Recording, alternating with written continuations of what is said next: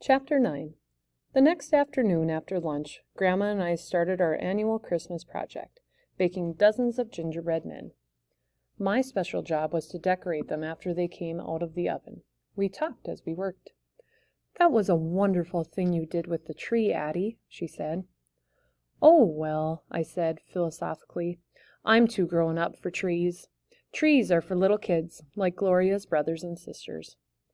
"Can't be a very good Christmas at their house. Poor souls, him out of work and all."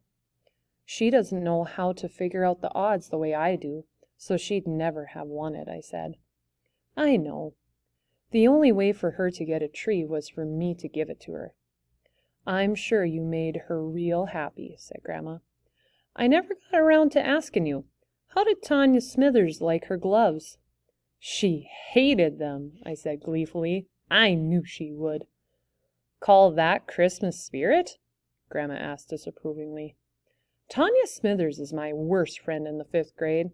I don't want to give her something she'd like." "Ought to be ashamed of yourself," said Grandma, trying not to smile. "Who got your name?" "I'm not telling."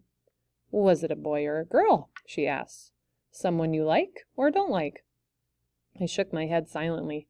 I wasn't going to tell even Grandma about the horrible, embarrassing locket from Billy. "Did he give you a present you like or don't like?"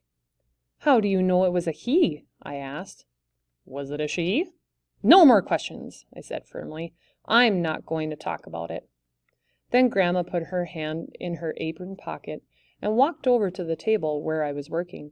She brought her hand out of her pocket and dangled Billy's locket in front of me. I grabbed it quickly out of her hand. "You looked in my private drawer." "Nobody looks in anybody else's private drawer in this house, Addie." "Oh, I know where you found it," I said, turning crimson with embarrassment. "Under your pillow," she said, nodding her head. "I meant to hide it this morning, but—" "You've had a lot of things on your mind," she said, smiling. "Besides, it sure wasn't hidden last night at the pageant. Sparkled like a star itself up there, even with you fussing around trying to cover it up." I opened my hand and looked at it again. "Isn't it disgusting?" "I think it's really pretty," she said. "From Billy Wilde?" "How did you ever guess that?" I asked, more embarrassed than ever. "Because I'm a smart old character. I'm never going to wear this disgusting thing as long as I live." "Why not?" "If I wear it again, he'll really think I like him." "Guess he likes you all right," said Grandma. "Ha!" I said derisively. "How do you know?" "Wouldn't give a heart locket to a person he didn't like," she said, matter-of-factly. "You like him a little too." "I've told you 1,000 times I despise him," I said angrily. "I won't even speak to him." "Mm-hmm," said Grandma. "What do you mean, mm-hmm?" "Some people don't speak much. Doesn't mean they don't feel anything." I thought about that for a minute as I finished another row of gingerbread men. Finally, the delicious aroma got the best of me, and I chose to eat one. "Doesn't he look just like Billy Wilde?" I asked Grandma as I held up the little man in front of me. "Yes," she laughed. "I guess he does a bit." "Good," I said. "I'm going to bite his head off and chew him up." "Glory, Addie!" she said, laughing. "What's so funny?" "I pity the fellow you really fall for some day," she said. "He'll be black and blue before he realizes that's your way of liking. Heavens! It's all right to let on you like people, if you do." I looked at her skeptically, then picked up the gingerbread man and bit his head off. We had almost finished decorating all the gingerbread men when I heard Dad's truck in the driveway. Instead of coming in through the kitchen door as he usually did, he walked slowly around to the front door. "Addie, open the door!" he shouted, pounding on the door. I couldn't imagine what was going on, and I ran into the living room and pulled the front door open. I couldn't see Dad at all. The whole doorway was filled with a huge Christmas tree. He pushed it inside and shoved some boxes of ornaments toward me. "Don't stand there!" he said in his usual impatient manner. "Help me!" I was speechless. "Careful now," he said, as I took the boxes. "Those are breakable." Grandma came into the room and stopped, staring at the tree. "Oh, James," she said softly. "If we're going to have a Christmas tree, we can buy it ourselves." "Isn't it beautiful?" said Grandma, coming over and putting her hand on my shoulder. I just stood there holding the box, frozen to the spot. Grandma took the boxes from me. "Oh, look, Addie! Decorations! Silver icicles and lights!" Dad was setting up the tree at the end of the room, and I finally came out of my daze and looked down at the boxes I was holding. "Is there a star?" I asked. "Oh, James," said Grandma, "you forgot to get a star." "The one I made is still on the other tree," I said. "Maybe you can make another one," said Grandma. "I haven't got any foil left," I said. "Maybe Carla May has some," Grandma suggested.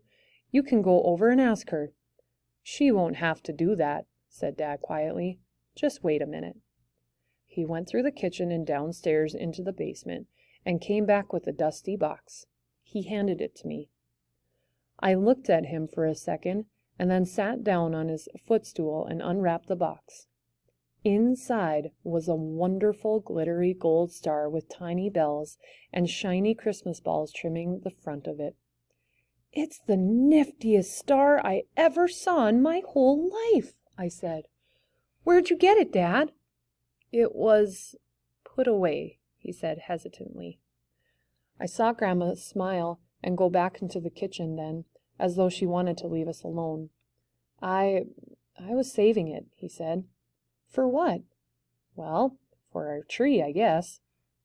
"It shines! Gee, Dad, it must have cost a lot of money." "Your mother made it," he said quietly, and he sat down in his chair beside me. "My mother made this? She must have been an artist." "She liked to paint and draw the way you do." "I didn't know that. Nobody ever told me that." "She made the star for you, or for your first Christmas tree." I don't remember. You were only a few months old. She made presents for you, too." "What?" "Knitted booties and a sweater. And she made you a bib with a big yellow duck in the middle of it." "A bib? Was I a messy eater then, too?" I asked, laughing. "Didn't my mother give me any toys?" There was the thing. It was like a bunch of jingle bells suspended from a ribbon.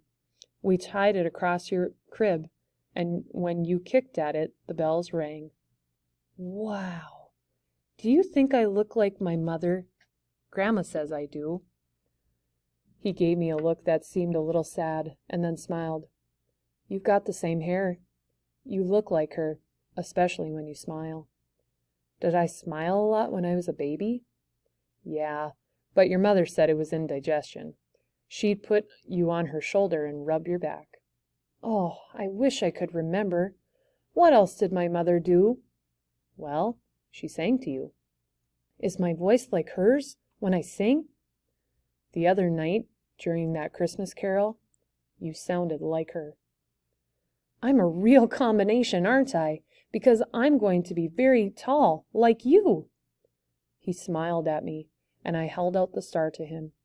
"Put it on the tree, Dad." Instead of taking the star from me, he picked me up in his arms and held me up high so I could put the star on the tree. I placed it carefully on the top branch, and he put me down. "It looks terrific, Dad."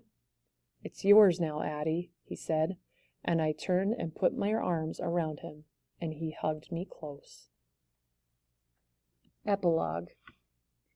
We never talked to each other about what happened to us that Christmas. We still weren't much for telling our feelings in my family, and I won't pretend that it solved everything between my father and me. We continued to do enthusiastic battle for another 20 years. But after that, each of us knew that there was a person somewhere behind the defenses on the other side, and we never forgot it. We had a Christmas tree every year after that, even after my grandmother had died and I had moved away to the city, and my father was there all alone. He would have a tree, waiting in the living room when I came home for Christmas, and we would decorate it together. And when it was all finished, I would unwrap the star and put it on the top.